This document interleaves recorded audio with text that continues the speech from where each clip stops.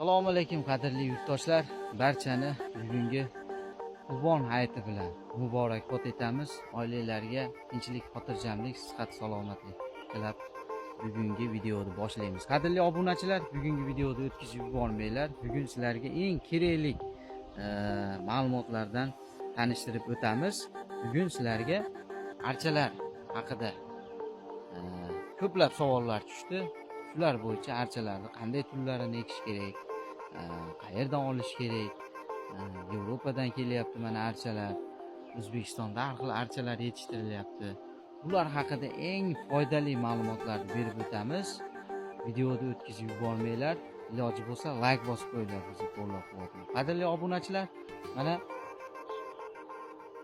Tuya Gold archasini ko'rsataman mana. Bu archa Yevropadan kelgan, Italiyadan kelgan ko'chatlari bizi klimatga mos beor archa hisoblanadi. Nimaga desanglar, buni 4 yil mobaynida o'zim sinovdan o'tkazdim. Yosh ko'chatini olib kelib ekdim. Xudo xolasa zo'r samara berdi. Ayrim bu archalarimizdan O'zbekistonda barcha territoriyasiga berdik. Vohaga berib ko'rdik. Toshkentga, mana Vodiydan ko'pchilik ekdi. Juda ham beor. Kitob shaklida mana bizi shunaqa bo'lib o'saveradi. Kessanglar ham bo'ladi, kesmasanglar ham bo'laveradi. Juda ham ajoyib, beor, kasallikka chidamlik, o'qotni kam talab qiladigan, bizi klimatga to'g'ri kelgan Yevropani mana yangi archasi hisoblanadi. Bularning oilasi o'zi, tuyalar oilasi barchasi 90% bizi klimatga to'g'ri keladi. Faqat 10%gina bizi sharoitga to'g'ri kelmayapti. Bularni ham sanab o'taman. Archa xarid qilayotganda albatta shunga e'tibor berasizlar. Lasonoviy tuya bor, lasonoviy. Oqish rangda bo'ladi. Bu umuman bizni issiqqa to'g'ri kelmaydi. Lasonoviy. Keyin Chorniy kiparis bor, bilasizlar mana. Chorniy kiparis totem degan sorti bor. Totem. Bu ham o'ta issiq bo'lsa, qishda sovuq bo'lsa sovuq urib ketadi. O'ta issiq bo'lsa ham, issiqqa ham chidam bermaydi. Bulardan ekib sinab ko'rganmiz.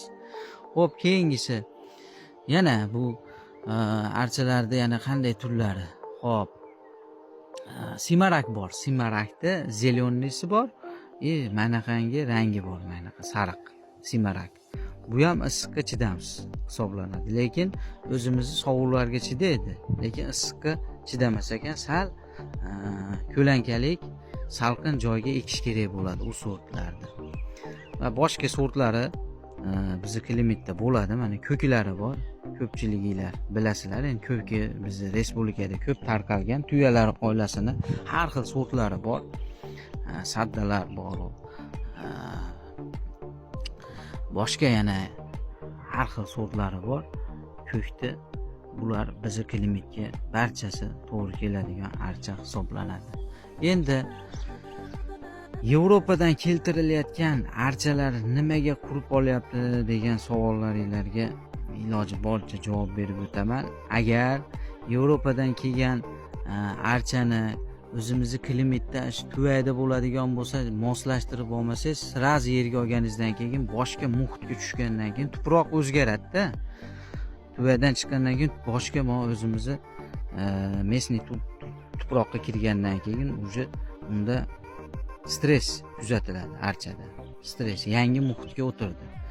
Shunda yaxshi o'g'itlarini berib, agar issiqni yoqtirmaydigan bo'lsa, salqin qilib, salqinda yoqtirmaydigan, quyoshli joyda bo'ladigan bo'lsa, quyoshli joyga ekib, yaxshi ozuqalarini berib qarash kerak bo'ladi. 1-2 yil moslashib olguncha. Iloji boricha pitovniylardan, manaqangi ko'chat pitoniylaridan bizi klimatda o'sganini olsanglar, u bezatga sushaydi. Shunday ko'chiriladi, olib borib ekiladi.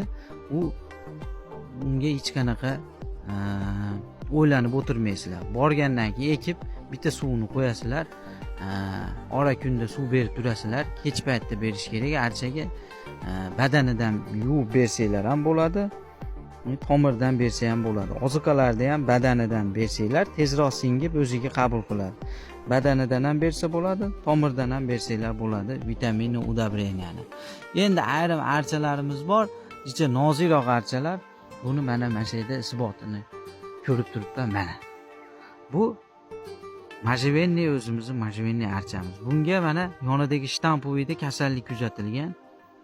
Kana bor, oq kana tushib qolyapti oxirgi yillarda. Shu kanaga qarshi zahar sepilmasa, ularni 15-20 kunda quritib qo'yadi. Tevadan tushib keladi. Ko'pchiliklar ko'rgansizlar, qizarib tevadan tushib keladi archaning uchidan. Shuni may oyidan boshlab to sentyabrga doğru bir oyda bir yoki 2 oyda bir zahar berib turishinglar kerak bo'ladi. Zahar bersanglar mana bunday holatda chiroyli o'sib rivojlanaveradi. Mana ularga dorilar sepilgan mana. Bu archa endi dorini talab qiladi.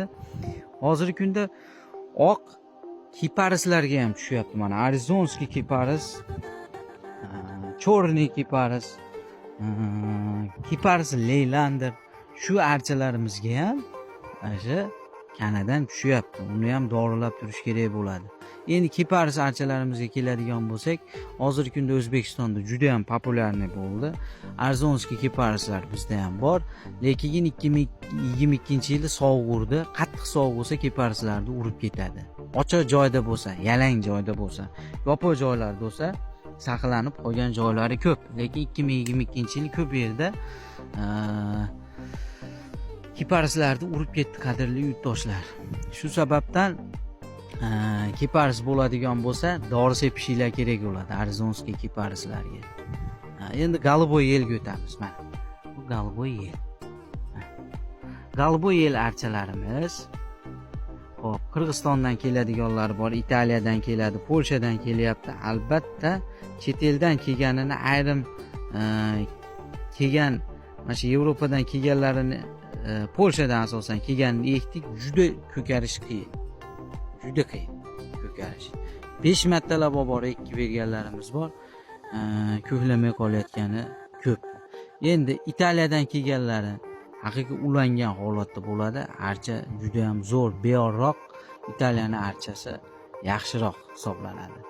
Qirg'izistondan keladiganiga agar jicha uxot bo'lsa, joydan sveji chiroyli qilib ko'chirtirib olib bora ekadigan bo'lsanglar, jicha 1-2-yilda salqin beradigan bo'lsanglar, bu archalar ham yaxshi ushlab tutib ketadi. Agar ko'chirilgan holatda noyabr-dekabrda asosan keladi respublikamizga. Noyabr-dekabrda kelgan holatda sizlar martga o'tib, fevralga o'tib oladigan bo'lsanglar, u qishda muzlamadan o'tgan bo'lsa, sizlar olib bora ekkaninglardan keyin 3, 4, 5, 6 oyda qurib qoladi.